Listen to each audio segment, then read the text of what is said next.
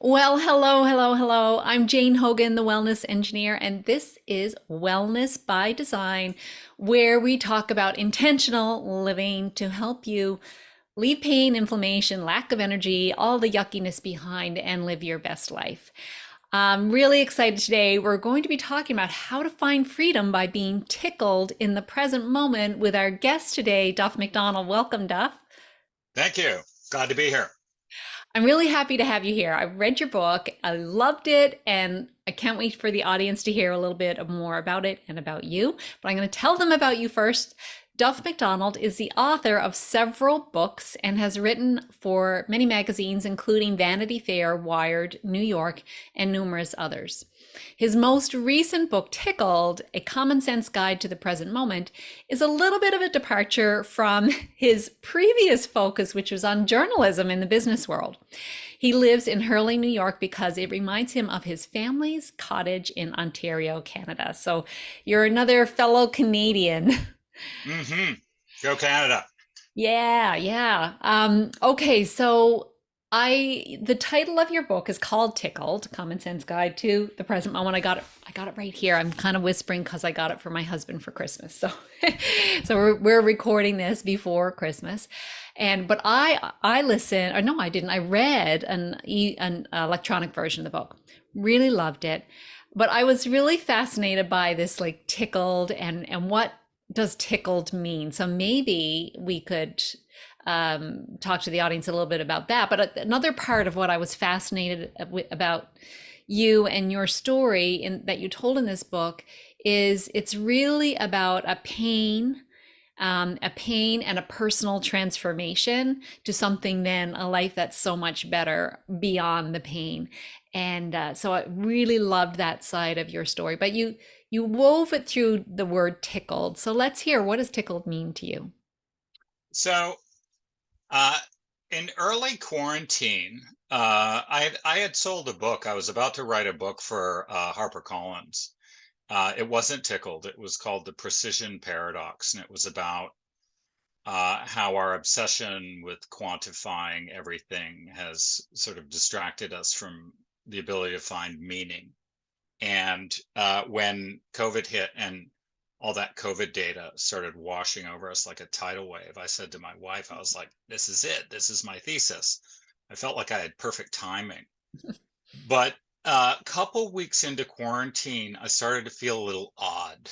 Um, uh, the any meal that we had, I would say, this is the best burger I've ever had. This is the best salad you've ever made. This is the best steak we've had.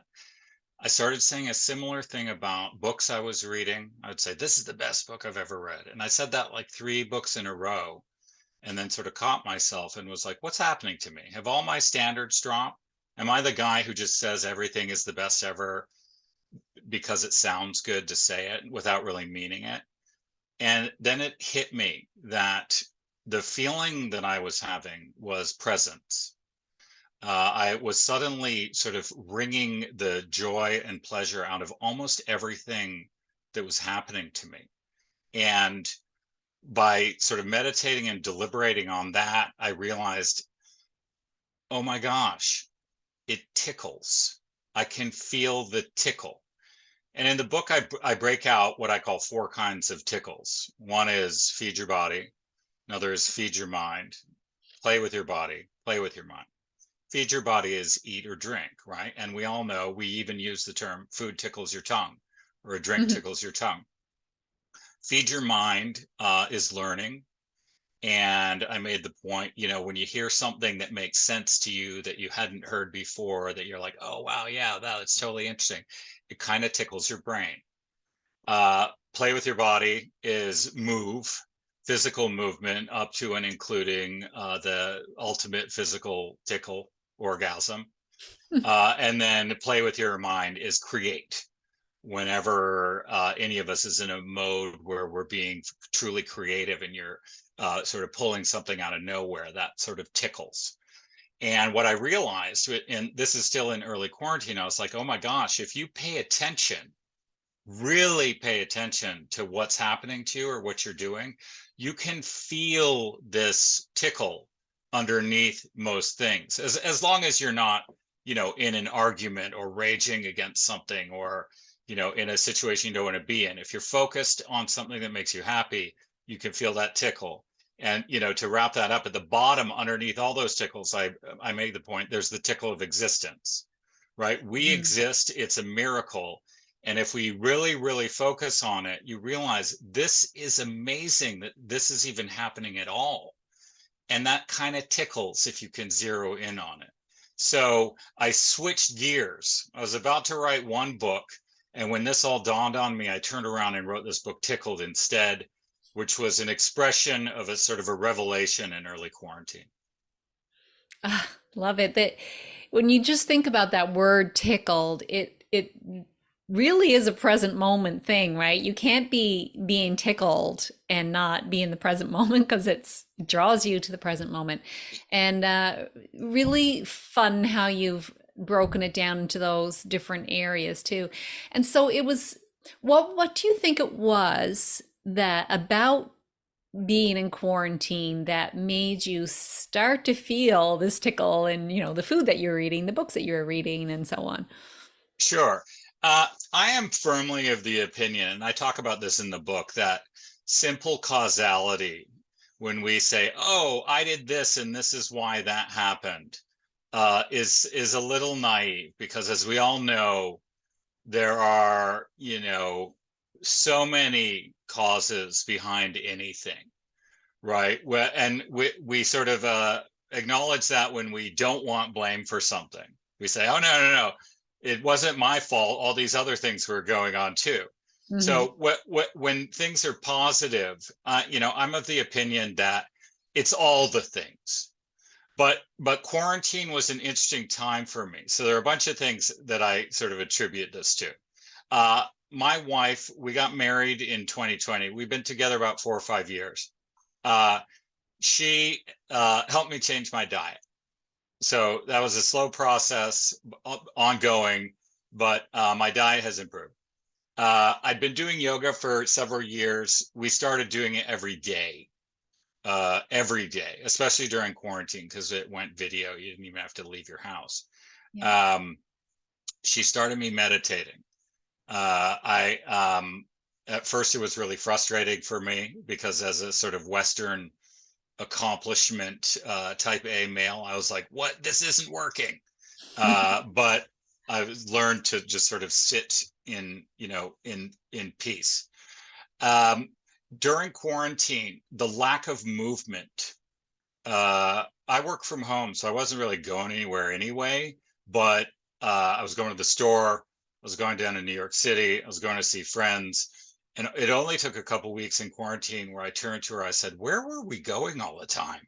This feels so great to not leave home." Hmm. Uh, a lack of distractions, at least for a little bit, during very early lockdown, not a lot was happening. So it's basically you could do whatever you wanted to do. So we were just sort of hanging out, enjoying our own company, having fires, and doing what we felt like doing in the moment. And I think the final thing is, my the book that I was going to write was essentially we count too much. And here's an example. So all the COVID data, if you're sitting at home, right, and you're not going out, sort of a number that says 1 million people have it, Right. 10,000 people died here, infections are up X%, the ratio is this. All those numbers, while they may be meaningful for someone, a hospital person or what have you, if you're sitting at home, none of them are relevant to you. And yet, because it's so easy for us to count things, we distract ourselves with numbers all day, every day. What's the temperature? What's the how much did the economy grow? Where's the stock market? What was the score? How much money do you have? And during that period in quarantine, just sort of I stopped deliberately counting everything, and suddenly, stopping all that stuff and also doing the things that were good for me, diet, sleep, health, I suddenly found myself in inhabiting my own existence in a way that I never had before. And that's why it felt a little strange at first. At first I was like, this feels a little like I'm a little tipsy or something, right? Because things were sort of floating or floaty, or, it's hard to describe. But it occurred to me, like I said, I was like, oh my gosh, I think this is what they mean by presence.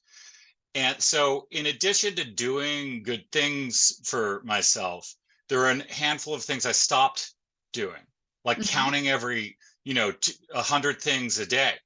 And when you stop doing that, it sort of gives your brain and your mind a breather and the ability to focus on what's happening to you.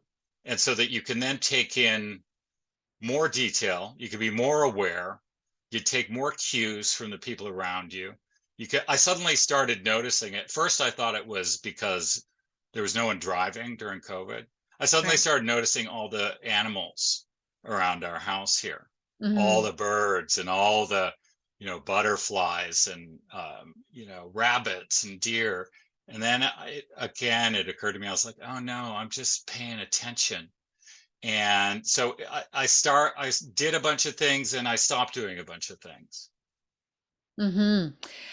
Uh, I think a lot of people can relate to this slowing down. A lot of people found that during quarantine. Not everybody had that experience though, because some Hmm. people were still doing all the counting, right, and getting Hmm. very stressed by that. So it's kind of like a totally different path. But through that path, you found more present moment awareness, and just in what I like to focus on during that time was that in this place where I'm safe. There's nothing for me to worry about, right? But if people got caught up in all the numbers and the news and everything, then they could get themselves worked into something. Okay, you also had I talked about a pain, like a transformation journey. So what was the pain you experienced? And obviously, through being tickled, you're not experiencing it at least to the same extent anymore. But what was the pain you were experiencing, and how did this transformation help with that? So I sort of addressed this a little in the book. I went to Wharton undergraduate business school, and my first job was on Wall Street. I worked at Goldman Sachs for 2 years in the early 90s. And I said, I don't want to do this. I don't want to um, have a career where the thing itself is money, right? So we all, need money to buy things and pay for things.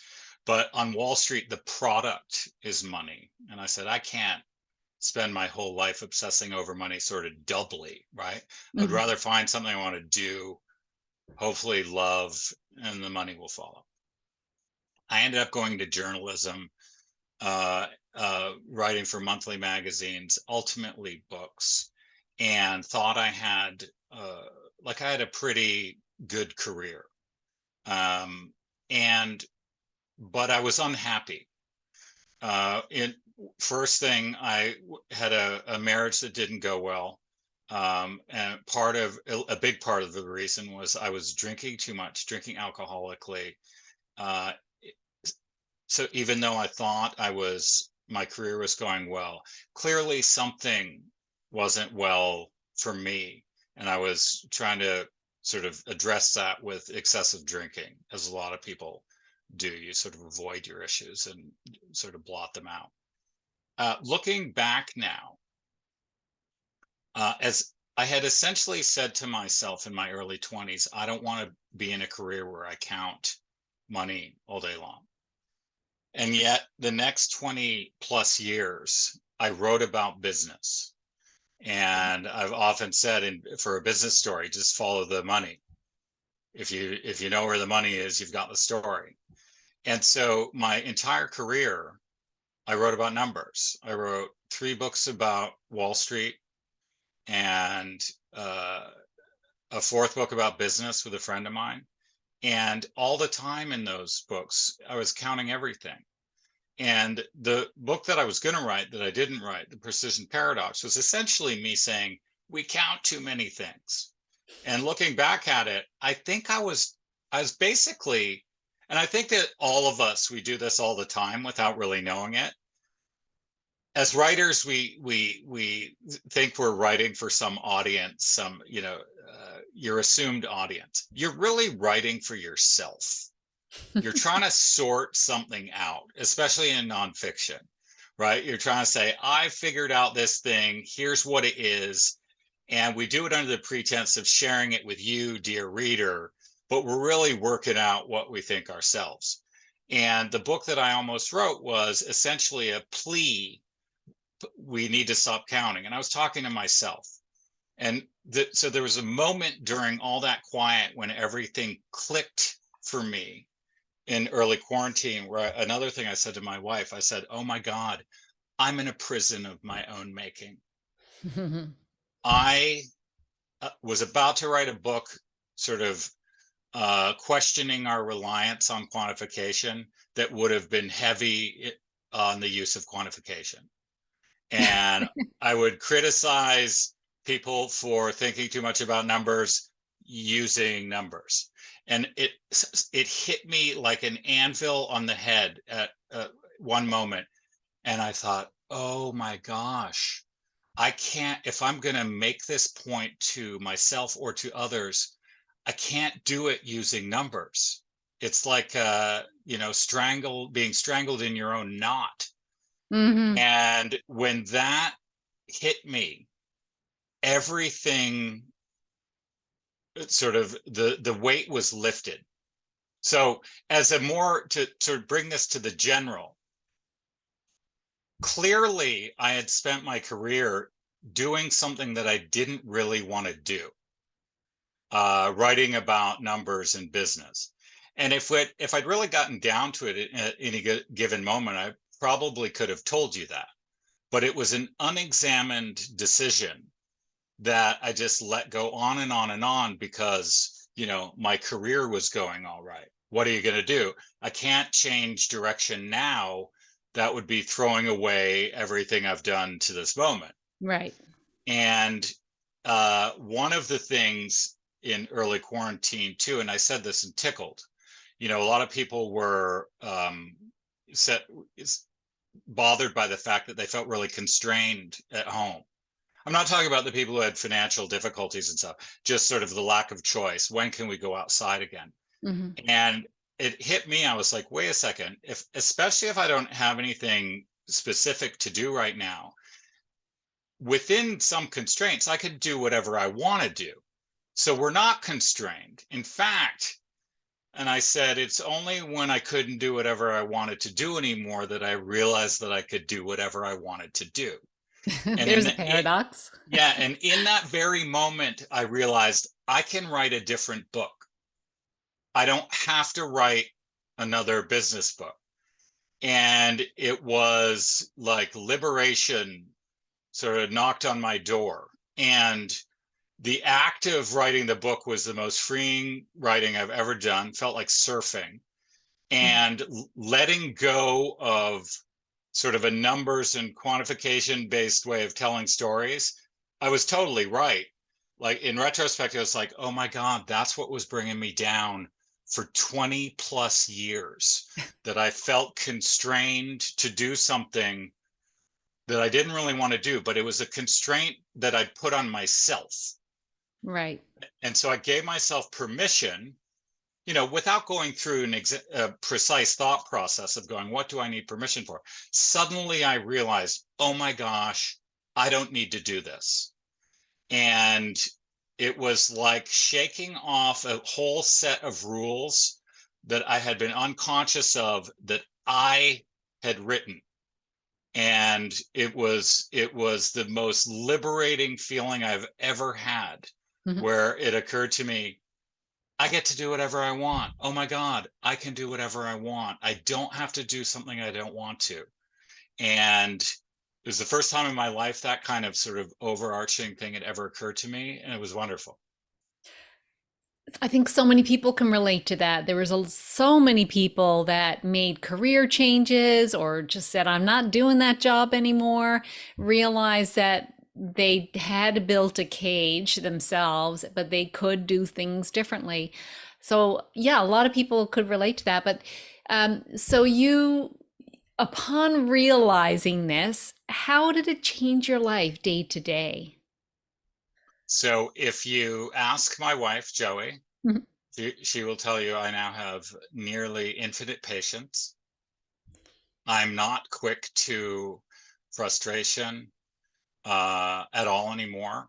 I can admit I used to be, especially if I thought someone else was, quote, wasting my time. Mhm. And especially if I thought it was thoughtless wasting of my time. So my patience has skyrocketed. I am much better able to find the joy or even just simply the curiosity in any given moment. My daughter is 14 and, she's at the age where she'll say stuff like, I hate science this year. And it's like, no, you don't. Just find the thing that's interesting about it. It's up to you. It's not science's fault that you're not interested in your class. You need to pay attention. And I'm just telling her something that happened to me, not that long ago. My relationship with her was always good. I thought it was good. It's become much deeper, a more wonderful kind of love. I'm a divorced father, so she doesn't live with me. Um, I thought I was doing a great job, but I'm doing a better one now. Mhm. I am able to not lose myself in things I'm doing, but zero in on it. I have a fireplace. It's one of my great loves. So I love splitting wood.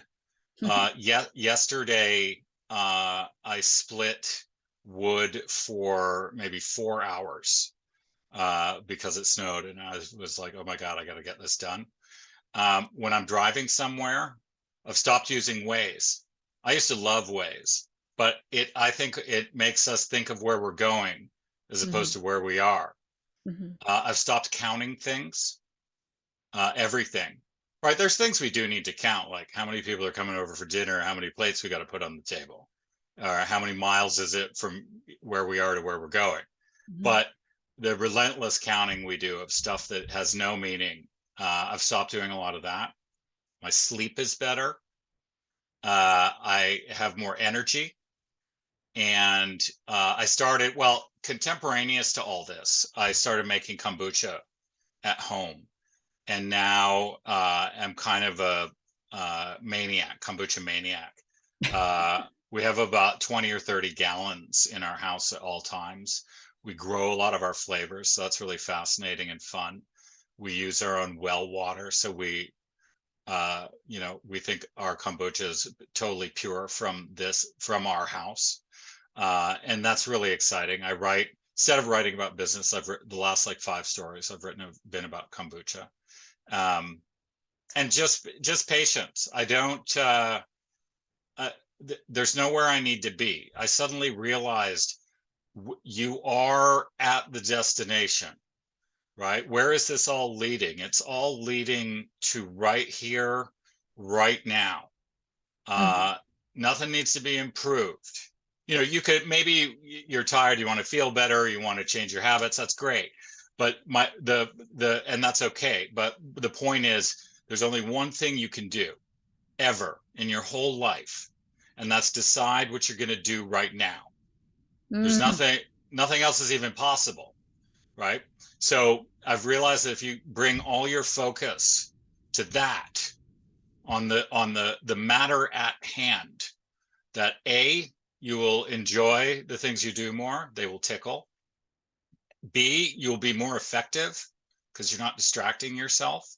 Mhm. C, you'll be in much greater harmony with the people around you because you're paying attention, especially to the cues that they are sending you that you might not otherwise have seen if you were looking at your iPhone or something.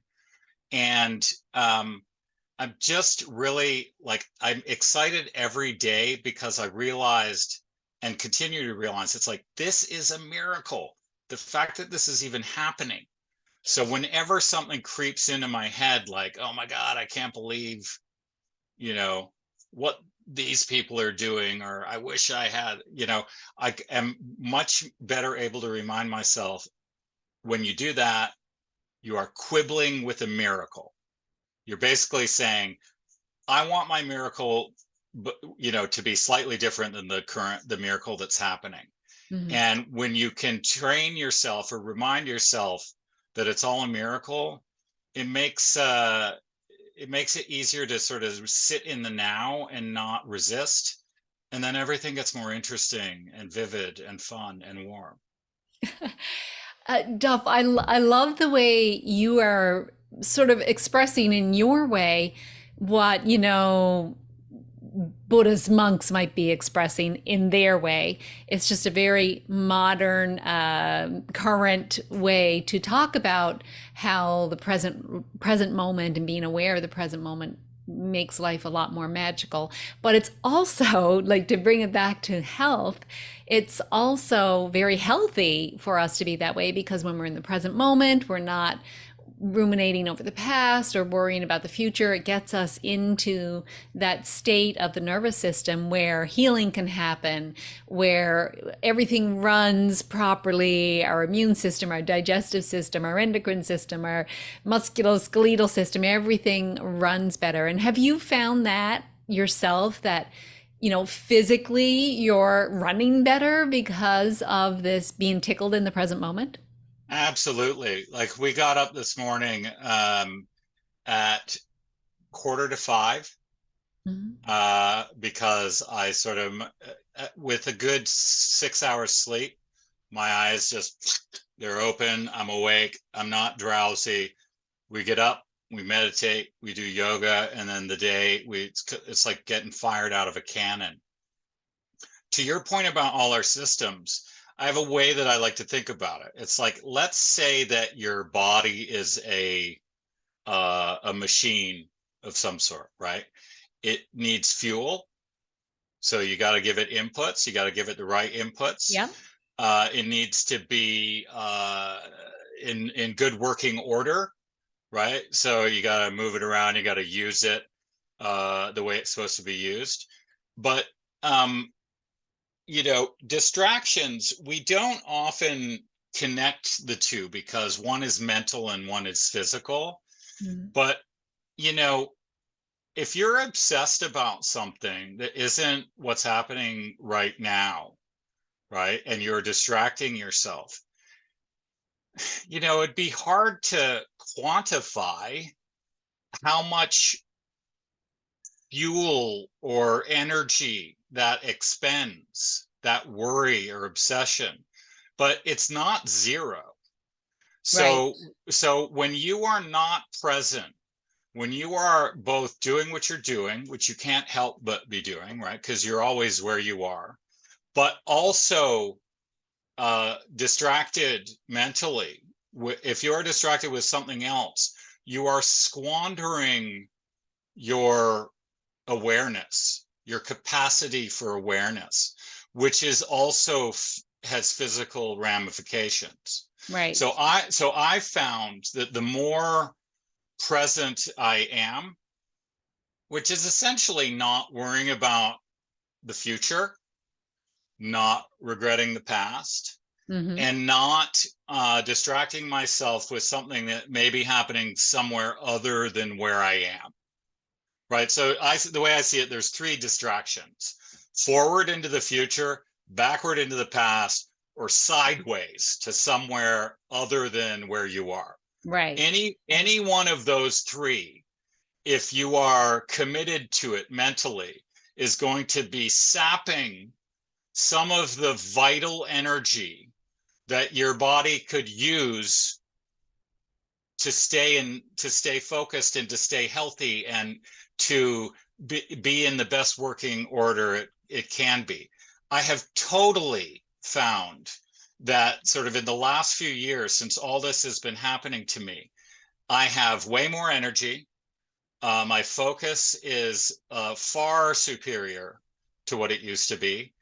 And, you know, haven't, knock on wood, had COVID, didn't really suffer that much from it, right? It was certainly more than a cold or a flu, but it wasn't debilitating. Mhm. And other than that, am I find that have far more energy than historically when I was not in the place that I'm in. Mhm. And for sure, that has been a boon to my overall health and sense of well being, for sure.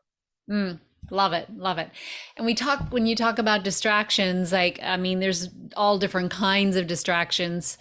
Distractions with alcohol, distractions with gossip, distractions with, binge watching TV shows or overeating. All of these different distractions are ways that people kind of escape the present moment, and when that happens, there's health repercussions, obviously, from that. So I just really think this is a fantastic book to help people understand, like, the power in the present moment. And I love the playfulness of that word tickled. It sounds like I kept on thinking of like tickle me Elmo. But that tickled, you can't be tickled and not be in the present moment. Tickling like forces you to be in the present moment because you're right there, you're feeling it. And that's what I really loved about this book. I also loved, because my kids grew up in the age of Harry Potter, how you weaved a lot of Harry Potter throughout this book, which is quite fascinating as well, and really enjoyable. So thank you so much for putting together this book. Well, thank you for reading it and for this interview. But to your Harry Potter point, uh, I read it with my daughter during quarantine, so it was all part and parcel of this experience. It's a book about life and about casting spells of love. And one of the things that my wife has told me since the day we met is if there's a problem with a situation, whatever it is, it's simply that there's a love deficit. And the answer and the solution to everything is to simply love more. Oh, and and I, the Harry Potter thing, reading it with her, it did wonderful things to our relationship, but I just came away thinking, wow, J.K. Rowling, you sent out a decade long blast of love out into the universe. No wonder it is it, I think it is the greatest selling book or books of all time. It's because she captured the most important things about life, which are love, and told it to us in this really wonderful, heartwarming, amazing story. mm, So, love more. I'm stealing that from my wife. Um, I opened the book in the acknowledgement saying to Joey, that's her name, you were right. She was right about everything. Look for ways where you can add some love to the situation, if only to your own life, right? If yeah. you're hurting, love that part of you a little more. If you're beaten up on yourself for something that you feel like you shouldn't have done, love yourself a little. Realize that we're all flawed, and that the only thing that matters is what you're doing right now. Just Mhm. spread a little more love, and everything will get better. Oh, that is such a great message, such a great message. And whether, as you said, physically hurting, emotionally hurting, relationship hurting, the solution is always more love. Hmm. Beautiful, beautiful. Okay, so with that, Duff, if someone wanted to do one thing today to initiate better health or a healing in their body, what would be the one thing you would suggest? Okay, this one uh, is not just a suggestion that I would give other people. It's something I'm doing myself. I Okay. started doing this like 6 weeks ago, and it works. So we live in upstate New York, so we drive places, right? We drive to see our friends, we drive to the thing. whenever possible, I leave my phone in the car. Right. We went to Thanksgiving dinner at a friend's by here. We were there for like 6 hours, right? I left my phone in the car. Why? I didn't need it. What did I need it for? And the we feel like we cannot put them down, right? But let's say there's some kind of emergency or something and you really need to phone someone. It's just in your car. You've got it still. So I've been leaving it in the car. I'm barely noticing it and it's reducing my distractions. Leave your phone Mm. in the car. It might be too hard for people not to bring it with them. Leave it in the car. Leave it in your desk. Leave it somewhere and just see what happens. Oh, that's so good. And we can even sort of make it like a little bit of a challenge. Like you don't, it doesn't mean you're gonna have to do it forever. Try it once. Try it once, Mm-hmm. or try it for a day, or try it for a week, and just notice how you feel. And I know that people will feel less stressed. I mean, it's kind of Mm-hmm. crazy to think about how, we didn't have these phones like this 20 years ago. And look, now we can't Well, be it's like without them. it's like I was saying before, right? That we build prisons of our own making, right? We Right. we think the things that beset us or bedevil us, we tend to want to blame other people, right? Yeah. But most of it, a lot of it, no, no, no. You are the jailer and the prisoner, right? So the phone is it's our own modern digital jail, right? If you can't do a full breakout, take it with you and break out for while you're at the dinner party. See what happens. It's liberating. Yeah, beautiful, beautiful. Okay, where's the best place for people to find you? Do you have a website? What is it? I do. There's two places. My website is called the Duff Project, Mm-hmm. www the Duff Duff project.com. Yep. It's got all my journalism on there, stuff about Tickled, etc. And also, I also host a podcast. It's called How to Tickle Yourself, which is on all the platforms, also YouTube. You can find it if you just Google How to Tickle Yourself podcast, and you should be able to find it somewhere. Perfect, perfect. And we'll have the links there in the show notes, and also a link to where people can get your book.